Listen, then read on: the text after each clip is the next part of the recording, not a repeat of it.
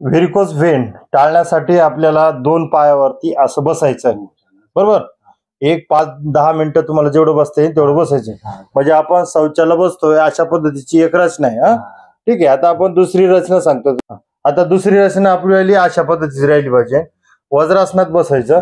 असं हे 5 ते 10 मिनिटं बसायचं. असं वाटल्यावर तुम्हाला काय वाटतं बाबा आता? बरं वाटतंय. असं मोकळं वाटतंय ना तुम्हाला? अशा पद्धतीने तुम्हाला बसायचंय. बरोबर.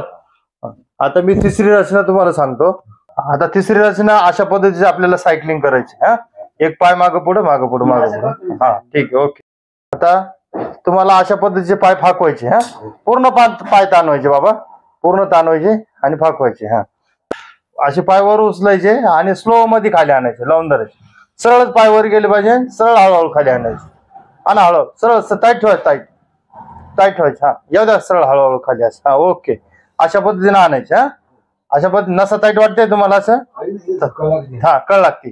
एकच पाय करायचं. पहिल्यांदा काय करायचं? एक पाय ठेवा खाली. एक पाय ठेवायचा आणि एक पाय हळूहळू खाली आणायचा. सरळ टाईट मध्ये आणायचा. असं असं तो बी तसंच करायचा. बरोबर. आता काय करा? आता डोक्यापेक्षा उंच असे पाय आपल्याला वर ठेवायचे आणि अशा पद्धतीने जर तुम्ही राहिले 5-10 मिनिटं तर त्याच्यातल्या जो रक्तप्रवाह अशुद्ध रक्तप्रवाह हृदयाकडे जास्त जाईल आणि तुम्हाला पायाला जास्त आराम पडेल. ठीक आहे.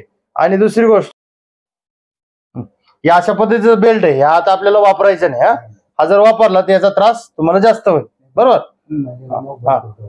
याच्यातला जो रक्तदाब आहे हा स्थिर राहतो. अशुद्ध रक्त जे पंपिंग आहे हृदयाकडे ओढलं जात. ठीक आहे. तो वापरायचा नाही. म्हणजे या असं रक्तदाब आहे बा आपल्या असे हे रक्तवाहिन्या राहतात. हे रक्तवाहिन्या जे हृदयाकडे जाणार राहतात त्या कमी प्रमाणात पोहोचवल्या जातात. हे बघ हे जे मसाले या ठिकाणी या चित्रात स्पष्ट दाखवले बघ.